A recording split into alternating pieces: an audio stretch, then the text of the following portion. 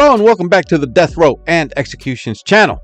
My name is Paco Rivera and I do presentations on an execution happening soon, including a story on what got the death row inmate sentenced to death.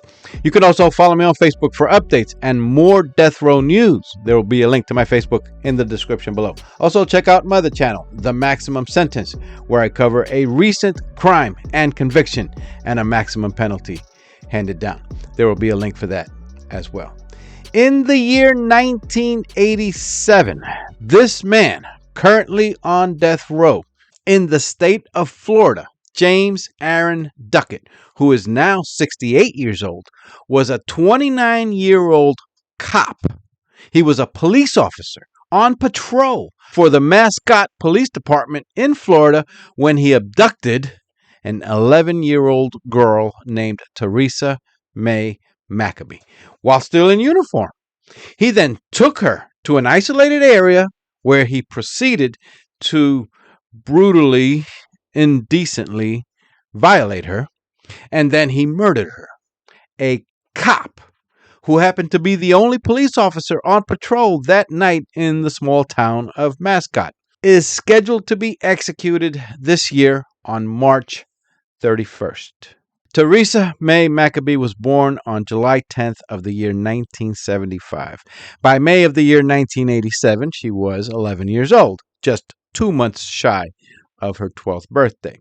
Teresa was in the 5th grade at Mascotte Elementary, and late on the evening of May 10th, 1987, she realized that she needed a pencil to complete some homework. So sometime about 10 o'clock and 10:30 that night, Teresa walked a short distance away to the Circle K convenience store to buy a pencil.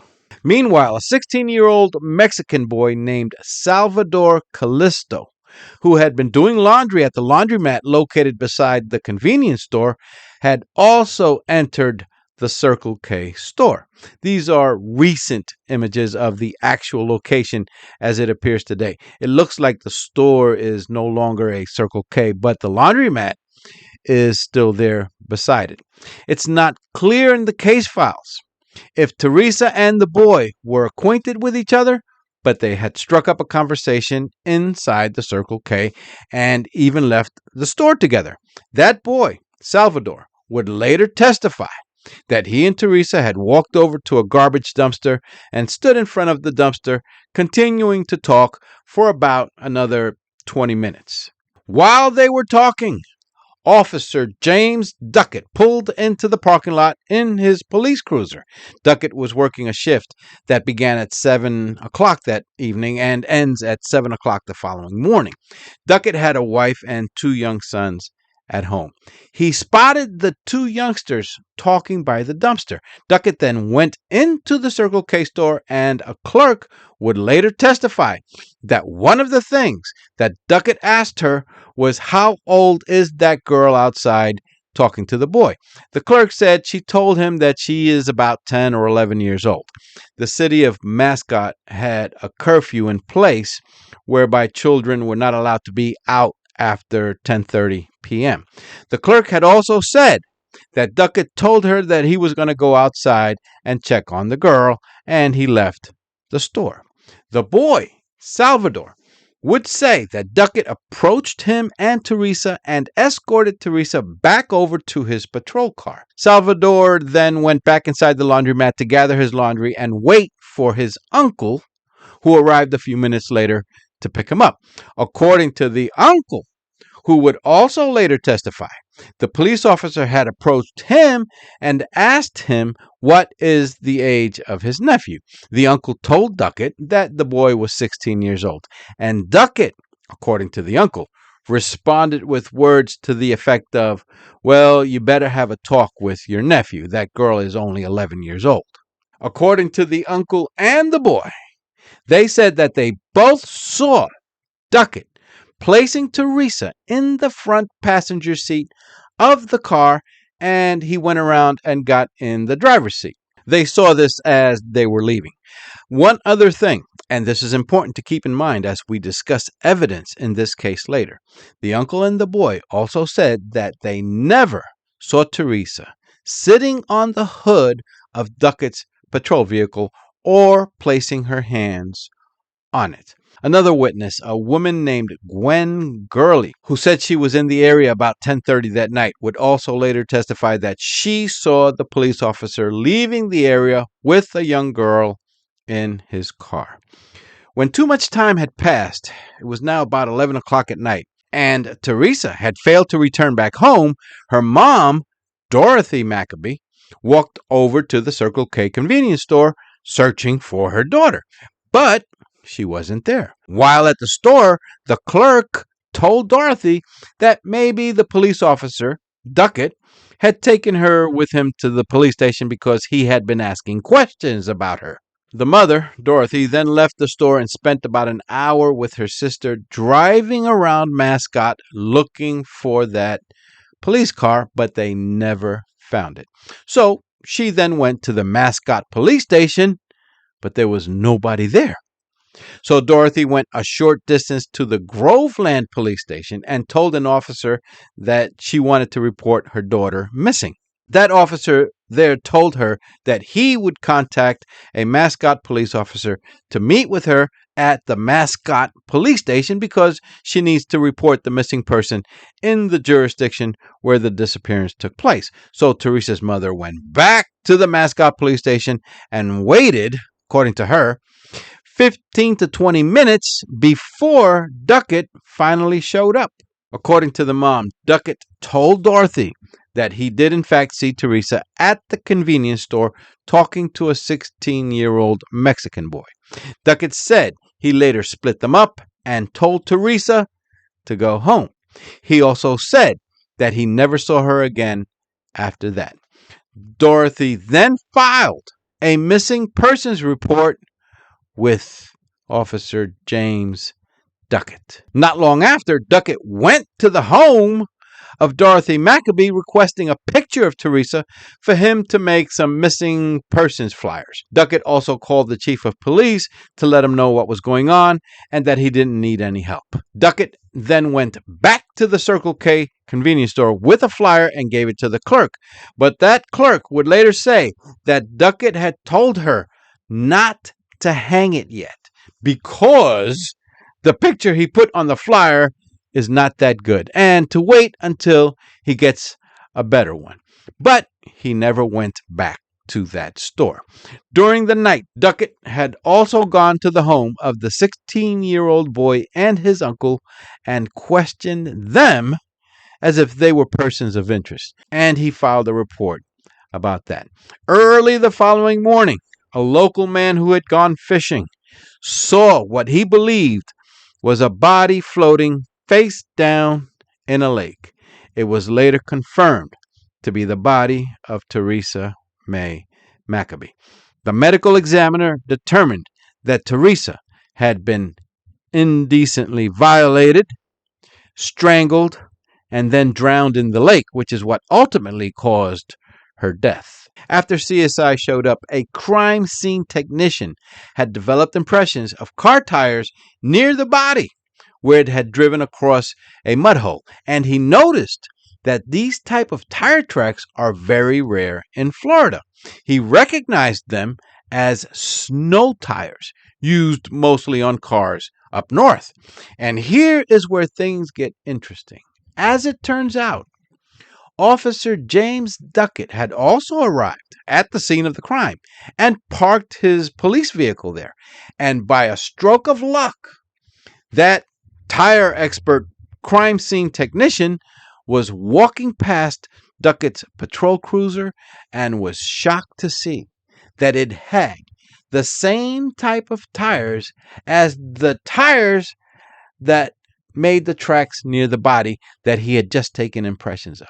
Investigators would later determine that a local tire center had not sold any of those particular tires during the 9 years that they have been open until they had received 2 sets of tires by mistake and installed them on 2 Mascotte police cars. Well, that finding resulted in Officer James Duckett being considered a suspect and his police cruiser was processed forensically, and fingerprint experts found hand and fingerprints from both of Teresa's hands on the hood of Duckett's car. And the prints showed her hands set with fingers pointing towards the front of the car.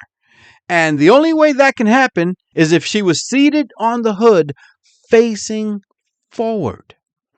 It is believed that that is where she was violated. The FBI analyzed a pubic hair found on the girl's undergarment, and they could only say that there was a high degree of probability that the hair belongs to James Duckett. But they could conclusively and positively eliminate the 16-year-old boy and the uncle as contributors of the pubic hair. You should also know that semen was found on Teresa's body, something I'll discuss more about a bit later. A warrant was issued for the arrest of James Duckett. However, he made his way over to the county jailhouse and turned himself in voluntarily to dispute the charges against him, insisting that he did not commit the crime, something he continues to say to this day. What mostly doomed James Duckett were his lies. When he was originally questioned, he had stated that Teresa was never in his car, and they didn't go anywhere together. He said that he had never driven to the lake that night. He also said that Teresa never sat on the hood of his car and never touched the hood of his car. Of course, he would later have to change his stories when confronted with the evidence and backtrack what he had stated and come up with excuses to try to match the evidence. The case went to trial the following year in 1988, and a Lake County jury on May 10th, 1988, exactly 1 year to the day that Teresa was abducted from the convenience store and later killed. James Duckett was found guilty, and a jury recommended a death penalty. A month later, the judge agreed, and Duckett was sent to death row. At his trial, the prosecution had called to the stand multiple women that testified about how they were picked up by Duckett while on patrol in his police car, and they sat in the front passenger seat, and how Duckett had made indecent advances towards them before escaping from the car. One said that he had put his hand on her leg while asking for certain obscene favors, and another woman said that he forcefully tried to kiss her. Of course, that's not proof of murder, but it shows a pattern of behavior. Shortly after Duckett was arrested in 1987, investigators had also considered Duckett as a suspect in 2 other unsolved murders. According to one report I saw, Duckett had only been a police officer with the Mascotte Police Department for 7 months. And as it turns out, they might have hired a serial killer. In May of 1986, one unidentified young girl, Jane Doe, was found dead in a water pit after having been violated and strangled. A witness who had last seen that Jane Doe said that she had gotten into a dark blue vehicle. At the time, James Duckett owned a dark blue Buick Regal. Despite DNA testing, authorities to this day have not been able to identify that victim. And then we have the case of Jennifer Weldon in September of 1987. This is 4 months after the murder of Teresa McAbee, after Duckett was fired from the police department because of his lies during the investigation into the murder of Teresa McAbee. Just prior to his arrest for that murder, 14-year-old Jennifer Weldon was on her way to visit a friend. Family has said that she had with her, at the time, a lime green colored bag with a gift, a stuffed toy, to give to her friend. Jennifer's body was found dead 2 weeks later. Now that Duckett was being held for Teresa's murder, investigators revisited that case and learned from a gas station receipt that Duckett was very near where that body was found after visiting that gas station. Employees where Duckett worked told police that Duckett had arrived 2 hours late for work that day and that he looked disheveled. Also, Duckett's wife was questioned, and she told investigators that Duckett had come home from work with a lime green colored bag and a stuffed toy inside that he gave to their sons. I bet she regrets having given that statement. You'll know why later. So, 4 months after killing Teresa and knowing that he was being investigated for that case, he did it again. Polk County had stated that they intended to file murder charges against Duckett for Jennifer's murder, but it appears that after Duckett received a death sentence for the murder of Teresa McAbee, they decided to not proceed with that charge. Regarding the semen that was found on Teresa, DNA testing was not prevalent in 1987, but years later, as Duckett filed his appeals while continuing to claim his innocence, there were calls to have that semen tested for DNA. However, and this is the clincher for me, it was James Duckett and his defense team that put in a request to the court to not allow DNA testing of that semen.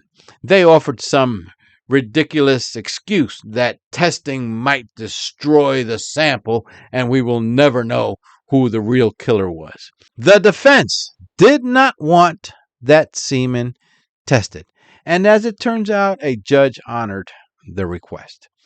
James Duckett's wife, who had testified at trial about how Duckett is a good man, a good husband, a good father, had vowed at the time to find the real killer so that her husband can be set free.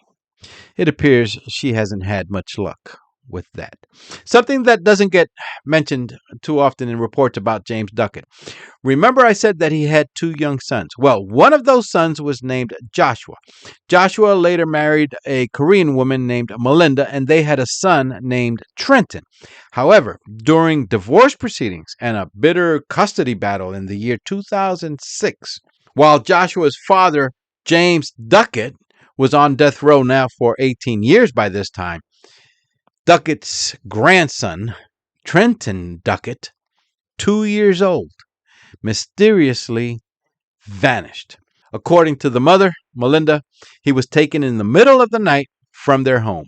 Melinda had filed a missing persons report, but there were people close to the family and people from the daycare center where the child was dropped off every day saying that it had been days since the last time they had seen Trenton and wondered why Melinda took so long to alert police. And she also refused to be polygraphed. So she was an obvious suspect. And after intense questioning by investigators and also Nancy Grace on CNN, where Melinda had made an appearance, 1 month after the baby went missing, she committed She took her own life. YouTube doesn't like the S word. The family would later file a lawsuit against Nancy Grace and CNN, saying that the aggressive questioning by Nancy Grace had traumatized Melinda, which led to her taking her own life. I don't think that lawsuit ever worked out for them. James Duckett's son Joshua continues to this day to look for his son Trenton, who would now be about 22 years old. Please go ahead and hit the subscribe button for more death row and upcoming execution stories so that you're alerted when the next one comes out. You can also follow me on Facebook for updates and more death row news. There will be a link to my Facebook in the description below. My name is Paco Rivera. Thank you for watching. Take care and bye for now.